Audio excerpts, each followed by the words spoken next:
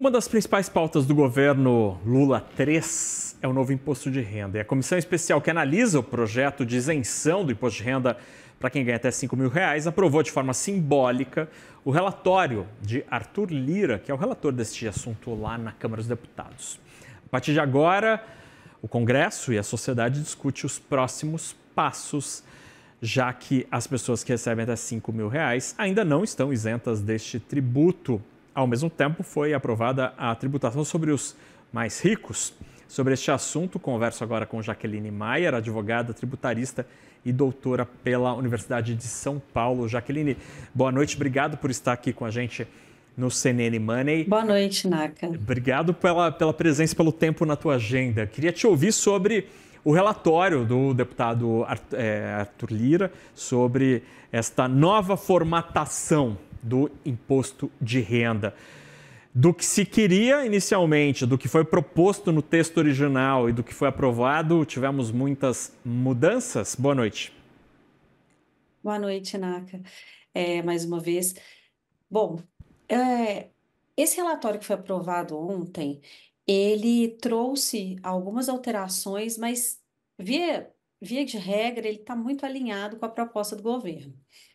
A principal alteração, eu acredito, seja a ampliação da faixa de isenção, né, de R$ 5.000. Então, a gente tinha essa previsão dos R$ 5.000 e agora o Arthur Lira incluiu no relatório, nesse substitutivo que vai para votação na Câmara, a ampliação para R$ 7.350.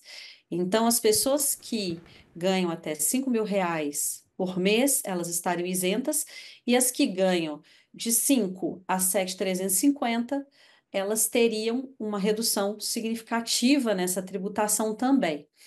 Bom, além disso, uma outra alteração, e também bastante relevante, é aquela que prevê que todos os dividendos acumulados nas empresas e que tenha a decisão pela distribuição até 31 de dezembro de 2025, eles não vão ser objeto de tributação a partir do ano que vem. Pretende-se aprovar agora essas alterações para que elas já entrem em vigor no ano que vem.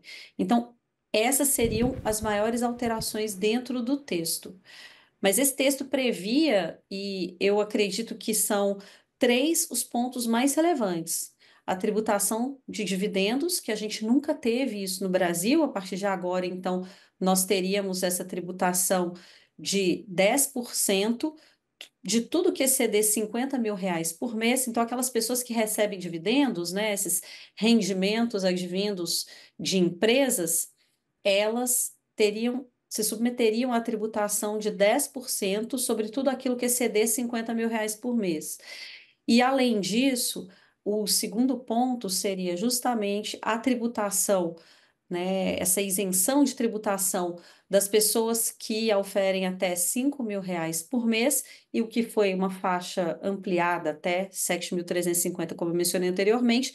E o terceiro e último ponto mais relevante dentro desse texto é a previsão de tributação dos chamados super ricos. Então, todas as pessoas que recebem a partir, na verdade, de R$ 600.000 por ano, elas teriam que ser tributadas por, no mínimo, uma alíquota, né, que chegaria a 10% para aqueles que recebem, na verdade, mais de 1.200.000. Entre 600.000 e 1.200.000, haveria uma fórmula a ser aplicada para se estabelecer a alíquota mínima. Então, seria a instituição dessa alíquota mínima para essas pessoas que recebem mais de R$ 600.000 por mês.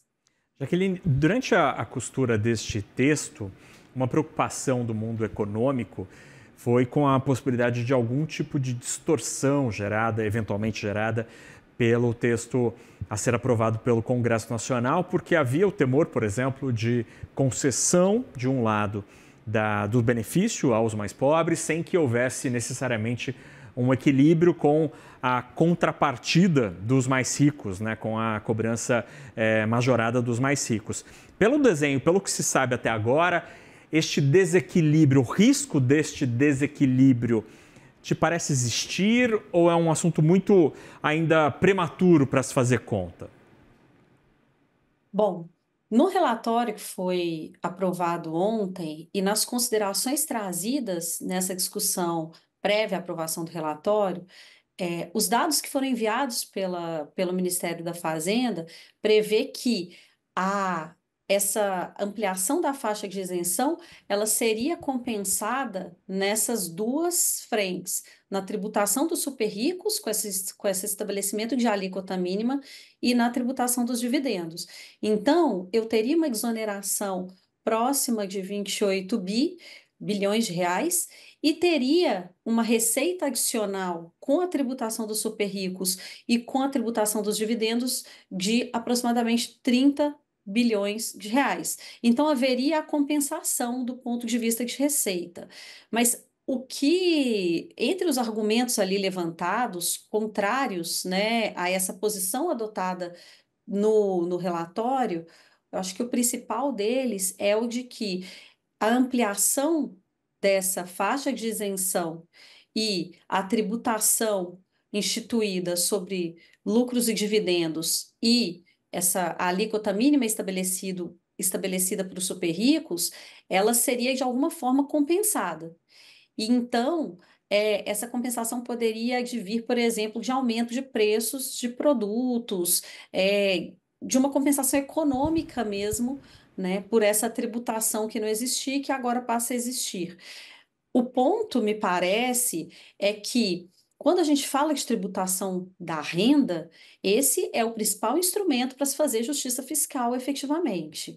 Então, hoje, o que a gente tem é que 10% dos mais pobres, eles têm uma renda que é, que se refere a um percentual da população muito baixo, que está lá no topo da Sim. pirâmide. E é essa compensação que se busca. E especialmente quando eu faço a segregação, então, por gênero e raça, a gente percebe que 61% das pessoas que estão entre os 10% mais pobres são mulheres. E a maior parte dessas mulheres são mulheres negras. Lá no topo da pirâmide, entre os 10% mais ricos, o que eu tenho é que a maior parte dessas pessoas, né, 61% é composto por homens e por homens eminentemente brancos. Então, o que se busca nessa reorganização e nesse reequilíbrio é realmente se fazer justiça fiscal. Essa é a promessa, na verdade, do governo federal e que foi, de certa forma, encampada nesse relatório aprovado ontem, pela comissão, né? E agora vai ser levado o substitutivo para votação na Câmara.